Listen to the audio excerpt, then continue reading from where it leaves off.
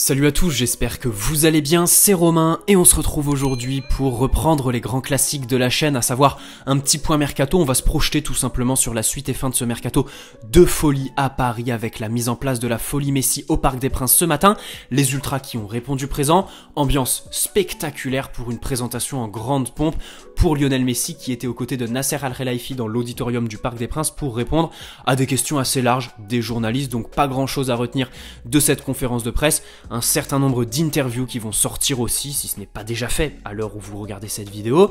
Et puis Lionel Messi, qu'on a rencontré pour la première fois avec le maillot du PSG sur les épaules, qu'on n'a pas découvert. Lionel Messi, on l'a pas découvert aujourd'hui, on savait que c'était quelqu'un de timoré, assez timide ou tout simplement rempli de pudeur. Lionel Messi a fait du Lionel Messi, on a aussi assisté à un show de la part d'Omar Da Fonseca. Ça a mis l'ambiance bien évidemment pour des images qui sont dans l'histoire du PSG, du football français et du football en général. Lionel Messi qui quitte le FC Barcelone le 10 août 2021 sera une date à retenir qui sera dans les cahiers d'histoire avec toutes les photos, tous les clichés pris pour immortaliser un moment pour l'histoire, tout simplement. Je me suis un peu répété. Allez, on va commencer ce petit point mercato. Je pense qu'au niveau des vidéos sur la chaîne, on a fait le tour sur Lionel Messi. Voilà, longue vidéo de 20 minutes sur comment l'utiliser, le dispositif tactique. Je me suis permis aussi une vidéo sur les droits à l'image, un petit élargissement, profiter de toute l'exposition médiatique, la folie de ce dossier pour un petit sujet assez spécial et singulier.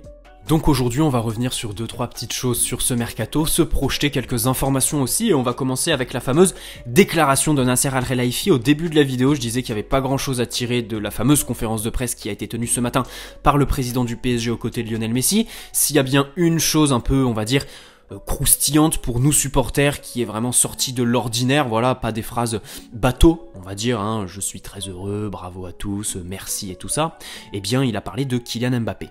Au cas où vous l'auriez loupé, Nasser a dit « Tout le monde connaît le futur de Kylian, il a une mentalité de vainqueur, il a dit qu'il voulait une équipe compétitive.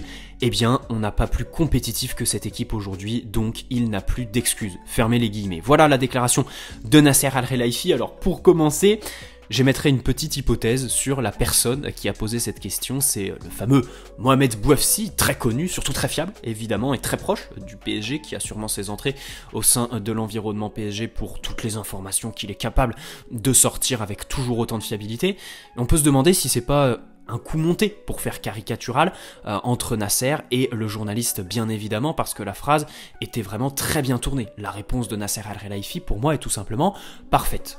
Évidemment, on lit dans les grandes lignes un coup de pression vers Kylian Mbappé, Nasser lui met directement la balle dans son camp, à juste titre, à raison de la part du président du PSG bien sûr, parce que la responsabilité est sur Kylian Mbappé aujourd'hui, le club n'a plus rien à lui prouver, on peut plus rien dire, la seule chose qu'on peut dire c'est oui, vous faites les marioles mais vous n'avez pas gagné la Ligue des Champions, rappelons que vous êtes un club qui n'a jamais gagné la Ligue des Champions, on peut pas non plus refaire l'histoire pour Kylian Mbappé pour qu'il puisse prolonger, en l'état, le club ne peut rien faire de plus, voilà, et j'ai une question qui est peut-être subjective parce que je suis supporter du PSG bien évidemment, peut-être que je me voile la face sur d'autres équipes, mais aujourd'hui, sur la planète foot, quel club et surtout quelle ville offre ce que le PSG est capable d'offrir à ses joueurs? Le cadre, d'abord au niveau du vestiaire, c'est-à-dire stabilité avant tout, et puis ensuite je parlerai de solidité. Avant de parler de vestiaire, on peut parler de groupe d'amis, voire de famille, qui vit très très bien, au sein duquel il n'y a aucune tension, aucun problème, et c'est la première des forces du PSG, ce groupe qui est établi depuis 2-3 ans, et qui a aussi fait de nombreux accomplissements, sûrement le plus grand du PSG sous QSI, la finale de Ligue des Champions contre le Bayern, ce parcours la saison dernière, la demi-finale, les éliminations du Bayern, du Barça, bref, cet état d'esprit, cette mentalité et cette vie de groupe qui est parfaite au PSG est la première des forces. Ensuite, le cadre de vie, hein, voilà, pour faire gros et comparer, Paris n'est pas Manchester, tu vis très très bien à Paris, la plus belle ville du monde selon bon nombre de personnes. En termes de salaire, tout le monde sera d'accord pour dire que le PSG est ce qui se fait de mieux sur la planète foot aujourd'hui, bien évidemment, aucun souci là-dessus. Et même en termes d'ambiance, au Parc des Princes, c'est la folie, et j'ai même envie de profiter du dossier Kylian Mbappé pour ouvrir sur un débat que j'aimerais lancer. Est-ce que, en Europe aujourd'hui, lors des déplacements, c'est-à-dire les matchs à l'extérieur, les ultras parisiens ne sont pas ce qui se fait de mieux en termes d'ambiance? On a littéralement retourné toute l'Europe. Personnellement, je le pense. Kylian Mbappé qui a donc aucune raison de ne pas prolonger au PSG. Il parlait, il remettait ça sur le dos du club, hein, les fameuses garanties sportives qui est un sujet super subjectif. Qu'est-ce que des garanties sportives? Voilà, c'est vraiment mon avis sur Kylian Mbappé. Tout au long de la saison, il parlait des garanties sportives, mais voilà, selon les personnes, la vision des garanties sportives, elle n'est pas pareille. Aujourd'hui, peu importe, il les a, c'est sûr et certain, Sergio Ramos, Hakimi et tout ça, le mercato de malade, l'ambition, la pression, l'exposition, le fait qu'il puisse remporter la Ligue des Champions dans son pays natal, dans son club aussi, de sa région natale, bref. Il n'aura qu'une seule excuse, entre guillemets, et ce serait même pas une excuse, on pourrait le comprendre. Vraiment, là, ce qu'on peut lui reprocher, c'est de ne pas parler. On est à 1 an de la fin de son contrat, et évidemment que s'il veut partir, il faut le vendre dès cet été pour éviter d'avoir affaire à une des plus grandes désillusions du projet QSI depuis l'arrivée des Qataris, le départ libre de Kylian Mbappé au terme de la saison prochaine. Voilà, donc sa seule excuse, sur laquelle je vais revenir, ce serait réaliser son rêve d'enfant. On le sait tous, il supporte le Real Madrid depuis longtemps. Ça, c'est quelque chose à laquelle je répondrais, t'as le temps, t'as tout ton temps Kylian, t'es encore jeune. Bien sûr, si tu pars dans 2-3 ans du PSG, tu pourras facilement faire 6-7 ans au Real Madrid. Et puis pour les supporters canapés, on va dire, les supporters Twitter, qui disent oui, mais il a peut-être envie de rejoindre un club qui a déjà remporté la Ligue des Champions, qui a un musée plutôt qu'un club qui essaye de tout faire en vain pour se créer son musée. Écoutez, on ne peut pas refaire l'histoire pour Kylian Mbappé, et je pense qu'aujourd'hui, en l'état actuel des choses, pour gagner la Ligue des Champions sur le papier, le PSG est mieux placé que le Real Madrid, n'en déplaise évidemment à la racaille espagnole. Et pour revenir 2 secondes sur le club, je pense qu'il y a une dimension à prendre en compte, c'est que qu'il prolonge 2 ans ou 5 ans, Kylian Mbappé sait pertinemment que ce serait un énorme engagement parce que les Qataris bloqueront toujours son départ, seront évidemment toujours fermés. Il faudrait, dans l'idéal, je pense pour lui, ce serait de prolonger à court terme et d'avoir un petit accord verbal avec le PSG, voilà, sur lequel tu te dis, après la Coupe du Monde 2022, vous me laissez partir, ou alors, voilà, si on gagne la Ligue des Champions la saison prochaine, vous me laissez partir par la grande porte, un peu à la Zidane au Real Madrid après les 3 Ligues des Champions, ou Cristiano Ronaldo par exemple. Mais voilà, ce que je veux dire, c'est que Kylian Mbappé, c'est la plus grosse question qui doit se poser vis-à-vis du PSG. Il sait très bien que s'il se réengage, derrière il pourrait se retrouver dans une situation de blocage. Bref, on va élargir au mercato du PSG de cet été. Est-ce que d'abord le PSG réalise un mercato parfait? Je pense que oui, là il n'y a quasi aucune nuance à poser là-dessus. L'effectif est parfait, tu recrutes Lionel Messi, c'est absolument extraordinaire. Je pense même que c'est au-delà de Neymar Mbappé 2017. Je crois que là on a atteint le summum, le paroxysme, le point d'orgue du projet QSI, de son exposition et du coup, évidemment, un marketing et de communication en recrutant Lionel Messi. Là, c'est complètement dingue sur les réseaux sociaux, au stade et tout ça, les ventes de maillots. Je pense qu'on change de planète encore une fois. En 2017, on pensait qu'on avait atteint une galaxie impossible à dépasser encore, mais là je crois qu'on est encore dans une autre galaxie. Et puis bien sûr, la seule nuance qu'on pourrait éventuellement poser serait sur le poste de latéral gauche. Sinon, à droite, on rappelle quand même le recrutement d'Achraf Hakimi. Quand tu regardes son match contre 3, t'as l'impression qu'il est dans l'équipe depuis 10 ans. C'est quelqu'un qui, en Ligue 1, va sûrement te ramener des points, des buts, des passes décisives. En Ligue des Champions, bien évidemment aussi, il va apporter de l'explosivité à ton équipe. Sergio Ramos, aussi. Alors, on espère qu'il va se remettre rapidement de ses blessures et qu'il va trouver une régularité physique avant de trouver une régularité dans ses performances. Mais Sergio Ramos, je pense que son recrutement est arrivé plus pour la Ligue des Champions. Je crois que toutes ces préparations physiques, ces entraînements vont avoir en ligne de mire les grosses échéances de Ligue des Champions. On sait tous que c'est un défenseur qui se sublime dans les grands matchs. Et je pense que Sergio Ramos va avoir quelques références au PSG, que tout va être fait en fonction de la plus grande des compétitions. Wijnaldum, aussi, on rappelle quand même que Wijnaldum, à la différence d'un Agüero ou d'un Memphis Depay, c'est lui qui a tout vu. Ça a été lui le plus grand visionnaire et le plus grand gagnant de cet été. Le mec a fait un pied de nez au Barça au dernier moment pour signer au PSG, qui derrière, hop, effet domino, lui ramène Lionel Messi. C'est complètement dingue, bien évidemment. Donc voilà. Est-ce que aussi le mercato du PSG est terminé? Et là, il n'y a pas d'information. Justement, il n'y a pas d'information. Il n'y a aucune information qui est sortie en disant « Oui, ça y est, le PSG a fait Messi, maintenant on va se calmer, on va se prendre des vacances tranquilles, on va miser sur les ventes et le dégraissage de la masse salariale. » Là, aucune information n'est sortie en ce sens. Personne n'a annoncé que le mercato était terminé pour le PSG, c'est juste une question d'intuition.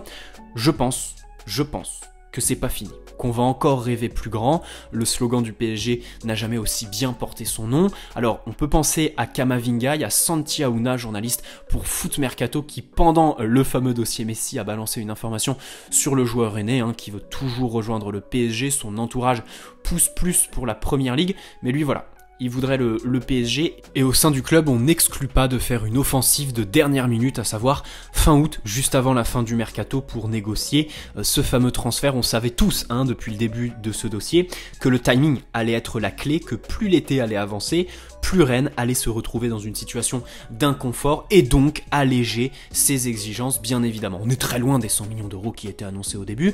Là, je pense que pour une trentaine de millions d'euros, c'est tout à fait possible de le négocier. Donc ça, c'est pour donner un nom. Je pense que la piste la plus crédible, n'hésitez pas à donner des noms dans l'espace commentaire. Pour vous, votre intuition, elle vous dit quel joueur est le plus susceptible de rejoindre le PSG si ce mercato n'est pas terminé. Moi, perso, je vous dis Kamavinga. En parallèle, il y a le dossier Paul Pogba qui s'est évidemment refroidi, c'est sûr et certain.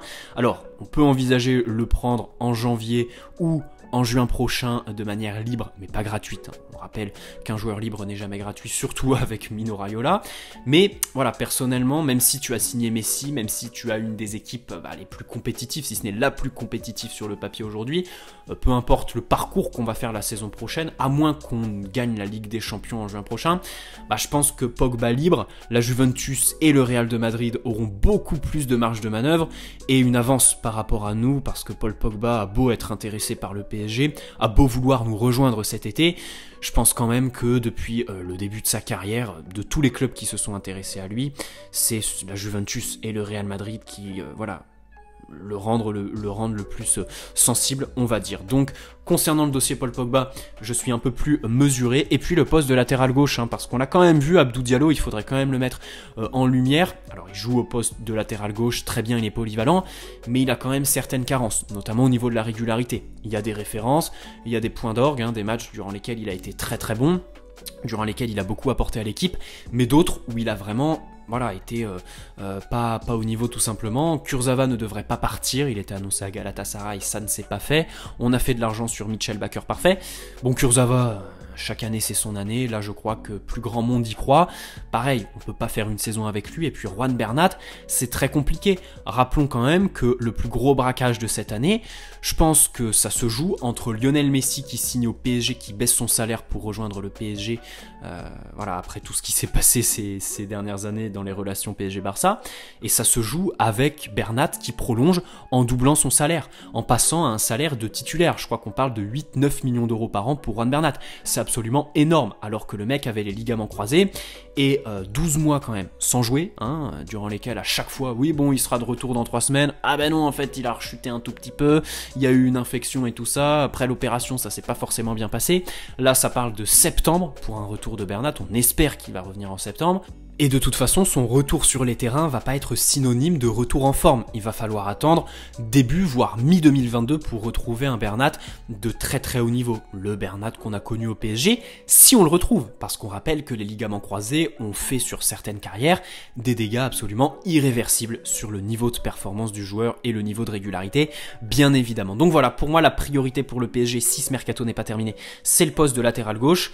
Mais, en étant objectif, Kamavinga est le joueur le plus susceptible de nous rejoindre. Voilà les petites informations, je voulais donner mon petit avis dans cette vidéo qui est relativement longue, je me suis éternisé, j'étais à l'aise. J'espère qu'elle vous aura plu, n'hésitez pas à poser un like si c'est le cas, vous abonner si ce n'est pas déjà fait. Vive le PSG, merci à QSI aussi, je pense qu'en tant que supporter, on peut être fier, c'est la meilleure chose qui soit arrivée à notre club, bien évidemment, qu'est le PSG. QSI est ce projet formidable, parce qu'on ne peut pas le résumer à l'argent ou à la puissance financière. On ne peut pas le résumer à ça. On ne peut pas faire l'impasse sur tout le travail qui a été mené par les équipes de Jean-Claude Blanc, par Nasser Al-Khelaifi lui-même, qui donne toute sa vie pour l'émir et pour le PSG, ce projet, bien évidemment, qui en termes de marketing, l'argent ne fait pas tout. Bien sûr, les haters diront l'argent ne fait pas tout, l'argent ne fait pas gagner la Ligue des Champions. Ok, pas de problème, laissez-nous 5 ans, dans 5 ans, on reviendra. Par contre, l'argent fait pas tout. Pour créer une marque comme le PSG a créé, pour aller décrocher un partenariat avec Jordan, pour attirer, tous les joueurs qu'on a réussi à attirer, non, il n'y a pas que la puissance financière, il y a aussi beaucoup de travail et surtout une stratégie excellente. Quand on sait que au sein du monde du foot actuel, bah la stratégie c'est un peu ce qui manque. Voilà. J'espère que tout ça, j'ai été bien clair bien évidemment. Bonne soirée à tous. Allez Paris, merci de nous faire rêver plus grand. Ciao.